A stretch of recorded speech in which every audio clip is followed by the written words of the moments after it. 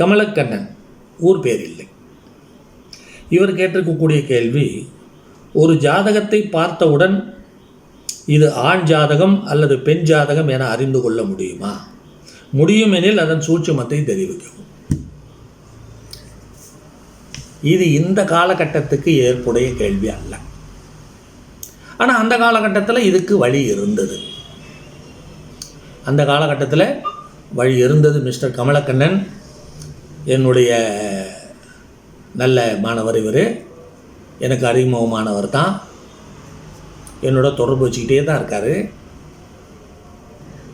ஆகையினால இவர் கேள்வி கேட்டிருக்காரு. அந்த காலத்தில், எந்த காலத்தில், இந்தியன் ஸ்டாண்டர்ட் டைம் என்று சொல்லக்கூடிய இந்திய பொதுமணி அறிமுகமாவதற்கு முன் ஜோதிடர்கள் கணித்த கணிப்புகள் வேறு முறை. இப்பொழுது ஜோதிடர்கள் கணிக்கும் முறை வேறு முறை. ஏன்?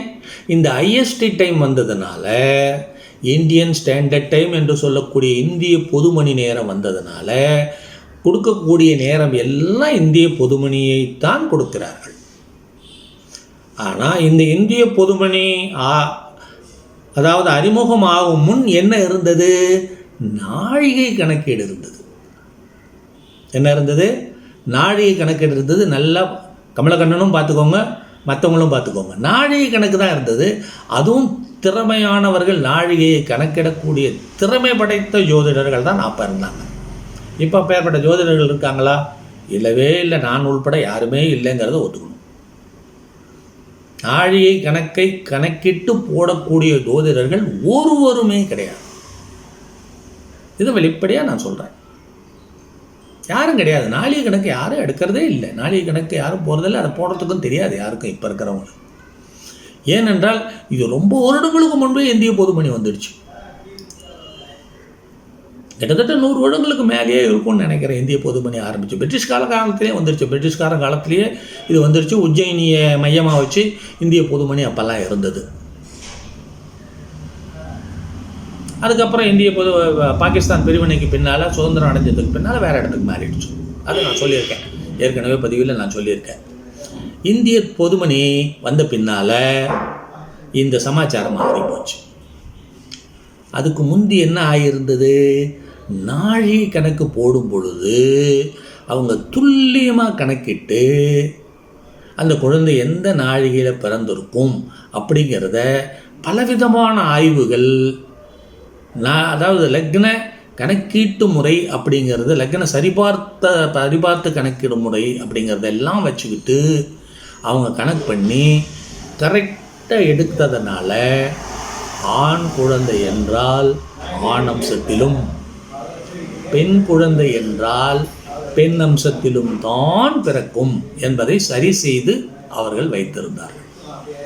அதன் அடிப்படையில் ஜாதகத்தை பார்த்துட்டு அம்சத்தை பார்த்த உடனே ஆண் அம்சமாக இருந்தால் இது ஆண் குழந்தைங்க அப்படின்னு சொன்னாங்க.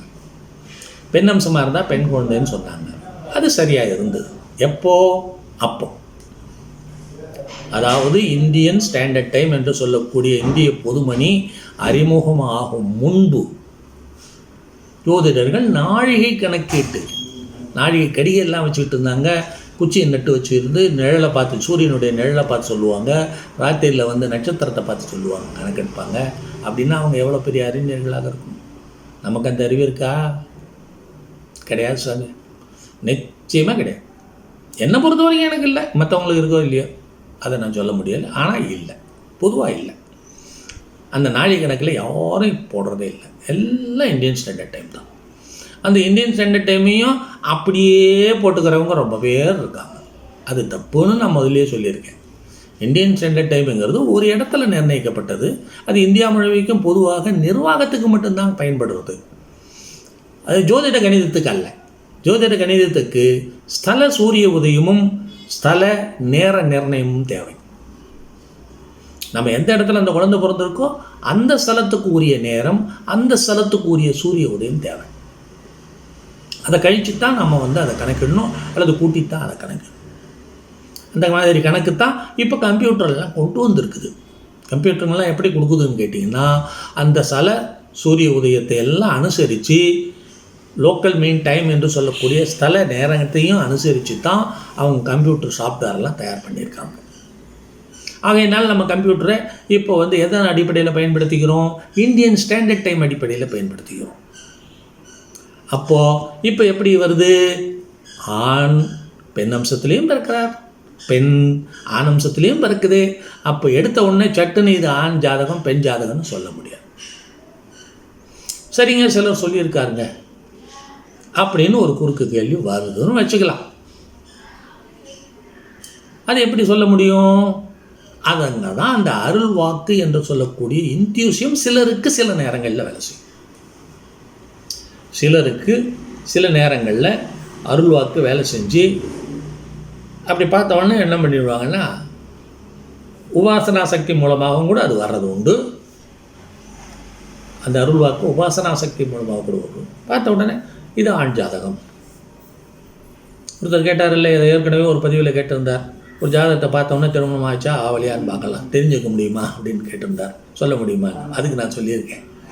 அதுபோல் அது அருள் வாக்கு, இன்ட்யூசியம்னு ஆங்கிலத்தில் சொல்லுவாங்க. அது உபாசனா சக்தி சிலருக்கு இருக்கும், சிலருக்கு தானாக அருள் வாக்கு வரும். எனக்கு கூட வந்திருக்கு, நான் கூட பலருக்கு சொல்லியிருக்கேன், பல முறை சொல்லியிருக்கேன். இன்ட்யூஷியத்தின் மூலமாக பலர் சொல்லியிருக்கேன். கணக்கு போடாமையே டக்குன்னு சொல்கிறேன். அது மாதிரி நான் சொல்லியிருக்கேன். அது வரும், சிலருக்கு வரும்.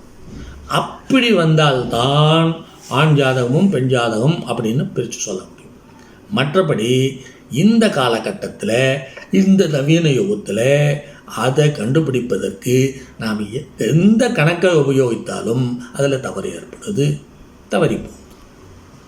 கமலக்கண்ணன் நல்லா தெரிஞ்சுக்கோங்க, மற்றவங்க தெரிஞ்சுக்கோங்க, தவறி போகுது. ஆகையினால ஏன் இந்த விஷ பரீட்சையெல்லாம் நம்ம எடுத்துக்கணும்? வேண்டாமே. அவங்க கொண்டு வர்றாங்க, பேர் போட்டிருக்குது அதில், ஆனா பெண்ணா நம்ம தெரிஞ்சுக்கிறோம். அதுக்கப்புறம் நம்ம என்னத்துக்கு அதை ஆனா பெண்ணான்னு நம்ம தெரிஞ்சுக்கிறது? ஆனால் எதுக்கு இவர் கேட்குறாரு? பிறந்த குழந்தைக்கு வரும்பொழுது சிலர் சொல்லவே மாட்டாங்க. ஜோசியர் சொல்லிட்டு என்ன குழந்தை பிறந்திருக்குதுன்னுட்டு. நானே இதிலெல்லாம் மாட்டியிருக்கிறேன். ஆரம்ப காலத்தில் என்கிட்டயே கேட்டிருக்காங்க ஆனா பெண்ணான்னு. நானே சொல்ல முடியாமல் திணறி இருக்கேன். ஆரம்ப காலத்தில் திணறி இருக்கேன். அப்புறம் தான் நான் ஆய்வு பண்ணி கண்டுபிடிச்சேன், இது சொல்ல முடியாது. ஏன் சொல்ல முடியாதுன்னா, இந்த ஆண் காலம் பெண் காலங்கிறதெல்லாம் இப்போ ஒத்து வராது. அந்த காலத்தில் ஆண் காலம் பெண் காலத்தை வச்சுக்கிட்டு தான் அவங்க கணக்கு போட்டு, ஆண் காலம் பெண் காலத்தையும் வச்சுக்கிட்டு, அப்புறம் ஆண் அம்சம் பெண் அம்சத்தையும் வச்சுக்கிட்டு தான் அவங்க ஆண் குழந்தை பெண் குழந்தைன்னு டக்குன்னு சொல்லிப்போம். குழந்தை பிறந்ததுன்னு கொண்டு போன உடனே எப்பப்பா பிறந்ததுன்னு கேட்டால் அவங்களுக்கு சொல்ல தெரியாது. யார் இந்த குழந்தை பிறந்தவங்க ஜோதிடர்கிட்ட போனாங்கன்னா, அப்போ தான் கடிகாரம்லாம் கிடையாது இல்லை அந்த காலத்தில் கடிகாரம் இல்லை. ஆகையினால அவங்களால சொல்ல முடியாது. இப்போ தாங்க நான் வீட்டில் இப்போ அந்த குழந்தை பிறந்த உடனே புறப்பட்டு உங்ககிட்ட வந்துட்டேங்க. சரிப்பா உங்கள் வீடு எவ்வளோ தூரம் இருக்குது? இவ்வளோ தூரம் இருக்குது. ஓ, அங்கேருந்து வர்றதுக்கு எவ்வளோ நேரம் ஆகும்? ஜோதிடரே கணக்கு போட்டுறாரு. சரி, அப்போ அந்த குழந்தை எந்த நேரத்தில் பிறந்திருக்கோம் ஒரு தோராயமான கணக்கு எடுத்துக்கிறாரு. அதை துல்லியமாக கணக்கு ஆய்வு பண்ணுறாரு. ஆய்வு பண்ணி அப்படியே பார்த்துக்கிட்டே என்னப்பா பொண்ணு பிறந்திருக்கா? ஆமாங்க. பையன் பிறந்திருக்கா? ஆமாங்க. சரி, இல்லைங்க பொண்ணு பிறக்கலைங்க, ஆண் தாங்க. ஓ, அப்போ என்ன கணக்கில் எதுவும் மிஸ்டேக் இருக்குது? சரி, அதை அட்ஜஸ்ட் பண்ணு, கரெக்ட் பண்ணு, சரி பண்ணி கொடுத்துருக்காங்க. இப்படித்தான் அந்த காலத்தில் ஜோதிடர்கள் பார்த்துருக்காங்க. அப்போது அந்த ஆண் பெண் அப்படிங்கிற விவரம் அப்போ தெரிஞ்சது. இப்போ நம்மக்கிட்ட கொண்டு சோதனை பண்ணுறதுக்கு இப்போ ஆளுங்களும் இல்லை, எல்லாம் குறைஞ்சிட்டாங்க. ஏன்னா இப்போ கிராமப்புறத்தில் இன்னும் அந்த சமாச்சாரம் இருக்குது. இவர் கொஞ்சம் கிராமப்புறத்தில் தான் இருக்கார் கமலக்கண்ணன், டவுனில் இல்லை. கொஞ்சம் கிராமப்புறத்தில் இருக்கும்போது இந்த மாதிரி கேள்விகளை கேட்பாங்க. குழந்தை பிறந்த உடனே கொண்டு வந்து கொடுத்துட்டு, பார்த்துங்க இந்த குழந்தைக்கு பிறந்துங்க ஆனால் பண்ணால் சொல்லுங்கள் அப்படின்னு கூட கேட்டிருப்பாங்க இவரை. அதனால தான் இந்த கேள்வி இவர் கேட்டிருக்காரு. ஆனால் இப்போ சொல்ல முடியாது, சொல்கிறதுக்கு வழி இல்லை. ஏனென்றால் இந்தியன் ஸ்டாண்டர்ட் டைம், அந்த இந்தியன் ஸ்டாண்டர்ட் டைமை லோக்கல் மீன் டைம் ஆக்கி, அப்புறம் சூரிய உதயமும் அதை ஆட் பண்ணி, அதுக்கப்புறமா நம்ம லக்னம் கணிக்கிறோம். இப்படி வந்துருச்சு. இலக்கண கணிப்பு முறையே இப்போ வேறு மாதிரி போயிடுச்சு. இப்பையா முதல்ல இருந்த முறைக்கும் இப்போ இருந்த முறைக்கும் நிறைய வித்தியாசம் இருக்குது. ஆகையினால இந்த ஆண் பெண் அறிந்து கொள்ள முடியுமா? முடியும் என்றால் சூட்சமெல்லாம் இப்போ பலிக்காதுங்க ஐயா, கமலக்கண்ணன் பலிக்காது. ஏனென்றால் இப்பொழுது நாம் கணிக்கிற கணிப்பு இந்தியன் ஸ்டாண்டர்ட் டைம் அடிப்பில். ஆனால் அந்த காலத்தில் இதை சொல்ல முடிஞ்ச காலத்தில் கணித்தது நாழிகை அடிப்படையிலான கணக்கு. அந்த கணக்கு இப்போ நம்மளால் போட முடியுமா? உங்களால் போட முடியுமா? என்னால் போட முடியுமா? நீங்களே நாழிகை கணக்கிட்டு முடியுமா? முடியாது. அதுக்கு வழிமுறைகள் கொடுக்கல. மூல நூல்களில் இருக்குதுன்னாலும் அதை நம்மளால் புரிஞ்சிக்க முடியாது, அதை செய்யவும் முடியாது, அதுக்கு வசதியும் இல்லை. இப்போ வீட்டுக்கு முன்னால் தாழ்வாரத்தில் ஒரு குச்சியை நட்டு வச்சுக்கிட்டு அந்த நிழலெல்லாம் கணக்கு போட்டு பார்க்குறதுக்கு யாராவது முடியுமா? இப்போது நடக்கிற காரியமா? நட்சத்திரங்களை இரவில் ஆய்வு பண்ணுறதுக்கு திறமை இருக்கா? இல்லை. அதெல்லாம் நம்ம ஒத்துக்கணும். நாம் இப்போ பார்க்குற ஜாதக முறையே வேறு. எப்போ இந்தியன் ஸ்டாண்டர்ட் டைம் அறிமுகமாச்சோ அதிலிருந்து எப்போ இந்தியன் ஸ்டாண்டர்ட் டைமை குழந்தை பிறப்பதற்கு நாம் கணக்கிடுவதற்கு எடுத்துக்கொள்கிறோமோ அப்போ இருந்து ஜோதிடம் கணிப்பு முறை வேறே ஆயிடுச்சு. பலன் சொல்லக்கூடிய முறை அதை ஒட்டியே தான் வருது. பலன் சொல்லக்கூடிய முறை மூல நூல்களை ஒட்டி தான் வருது, அது வேற. ஜாதக லக்ன கணிப்பு அப்படின்னும் போது இப்போ நம்ம இந்தியன் ஸ்டாண்டர்ட் டைமை தான் பயன்படுத்துகிறோம், நாழிகை கணக்கை பயன்படுத்தலை. ஆகையினால அந்த சூட்சமெல்லாம் ஒன்றும் இல்லை. அந்த சூட்சமம் இப்போ நமக்கு வராது, அதை சொல்லித்தரத்துக்கு ஆளே இல்லை. எனக்கும் அந்த சூட்சமும் தெரியாது, நான் ஒத்துக்கிறேன். நான் அதை ட்ரை பண்ணி பார்க்கல. நான் எழுதியிருக்கிறேன் லக்னத்தை நிச்சயம் பண்ணுறது எப்படி அப்படிங்கிற இது கொடுத்துருக்கேன். ஆனால் அது சரியாக வரல. நானும் பார்த்துருக்கேன், மற்றவங்களும் பார்த்துருக்காங்க, அதெல்லாம் சரியாக வரல. என்னுடைய எளிய முறை ஜோதிட கணிதத்தில் லக்ன நிச்சயம் செய்யும் வழி அப்படின்னு ஒன்று வழிமுறை கொடுத்துருக்கேன். ஆனால் அது சரியாக வரல. ஆகையினால் நம்ம இந்தியன் ஸ்டாண்டர்ட் டைமை தான் நம்பி ஆகணும். அது கொடுக்குற அடிப்படையில் தான் சைட்ரியல் டைம் பிரகாரம் கணக்கு போட்டுக்கிட்டோம்னா துல்லியமாக வரும். அப்புறம் அயனாம்சத்தை கழித்து நிராயணம் பண்ணி எடுத்துக்க வேண்டியது தான். அப்போ கம்ப்யூட்டர் சாஃப்ட்வேரை பண்ணிக்கோங்க. வாக்கிய கணிதத்துக்கு போகாதீங்க, திருக்கணிதப்படி வாங்க. ஏன்னா வாக்கிய கணிதம் பழைய நாளிகைப்படியே தான் இருக்குது. இந்தியன் ஸ்டாண்டர்ட் டைமுக்கு அது வரல. வாக்கியம் இந்தியன் ஸ்டாண்டர்ட் டைமுக்கு வரல. பழைய வாக்கிய அந்த நாழிகை கணக்குலேயே தான் அது இருக்குது. ஆனால் அதை அந்த நாழிகைப்படி கணக்கு போடுறதுக்கு அவங்களுக்கு தெரியாது, வாக்கியக்காரங்களுக்கு தெரியாது. அவங்க இந்தியன் ஸ்டாண்டர்ட் டைமை நினச்சிக்கிறாங்க, அதனால் தப்பாக போகுது. ஆகையினால் வாக்கியத்துக்கு போகாதீங்க, திருக்கணிதத்துக்கு வாங்க. சரியாக கம்ப்யூட்டர் வச்சுக்கிட்டு பயன்படுத்திக்கோங்க. உங்கள்கிட்ட கம்ப்யூட்டர் இருக்குதுங்கிறது எனக்கு தெரியும். அந்த கம்ப்யூட்டரில் நல்ல சாஃப்ட்வேரை வாங்கி இன்ஸ்டால் பண்ணிக்கோங்க.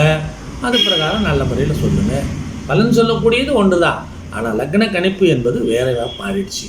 காரணம் இந்தியன் ஸ்டாண்டர்ட் டைம், இந்திய பொதுமணி நேரம். உங்களுக்கு ரொம்ப நேரம் நான் செலவு பண்ணிட்டேன். வாழ்க வளமுடன். வணக்கம்.